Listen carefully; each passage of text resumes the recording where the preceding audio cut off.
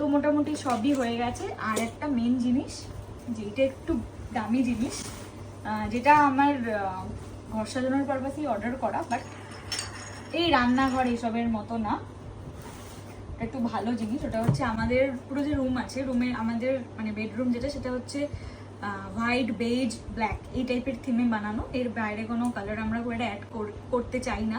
তো ইন্টেরিয়ারটা যখন করেছিলাম তখন ওরকমভাবেই করা ছিল। তাই জন্য অনেক দিন হয়ে গেছে আমাদের বিয়ের ফটো লাগানো হয়নি।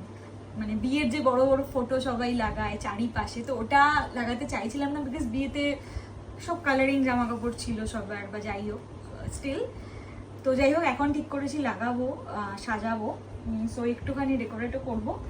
তার জন্য হচ্ছে ফ্রেম অর্ডার করেছি। খুব পছন্দ হয়েছে যে ফ্রেমগুলো, খুবই পছন্দ হয়েছে। দুটো কালার কন্ট্রাস্ট আছে, যেমন আমাদের ঘরের যেরকম কালার কন্ট্রাস্টে আছে, হোয়াইট আর বেজ।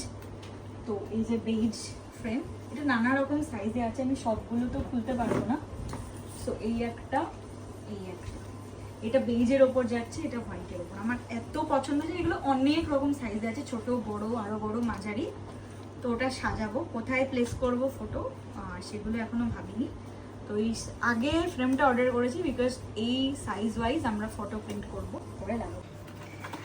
এটা আরেকটা জিনিস, এটা শেয়ার করতে ভুলে গেছিলাম, এটা পেছনে ছিল, চোখের আড়াল হয়েছিল, বাট এটা সবচেয়ে সুন্দর। এই পুরো যত কেনাকাটা করেছি তার মধ্যে এটা আমার সবচেয়ে সবচেয়ে বেশি প্রিয়।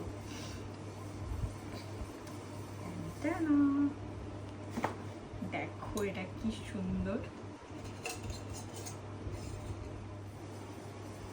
কি ভীষণ সুন্দর না এটা?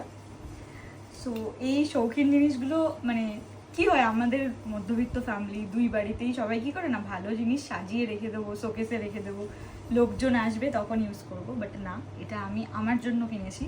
এটা আমি চা বানাবো, নিজেই খাবো, এটা ডেইলি ইউজের জন্য। দেখো খুব সুন্দর, এটা আমার খুব পছন্দ হয়েছে, ভীষণ কিউট আর ভীষণ সুন্দর। তো চলো, এটা আমার সবচেয়ে ফেভারিট সব পারচেসের মধ্যে। তোমাদের লিঙ্ক লাগলে কিন্তু অবশ্যই আমাকে বলো, যদি লিঙ্ক অ্যাভেলেবেল থাকে বা যদি প্রোডাক্টটাও অ্যাভেলেবেল থাকে, আমি শিওরলি তোমাদের লিঙ্ক সেন্ড করে দেবো, আমাকে একবার মেসেজ করে দিও।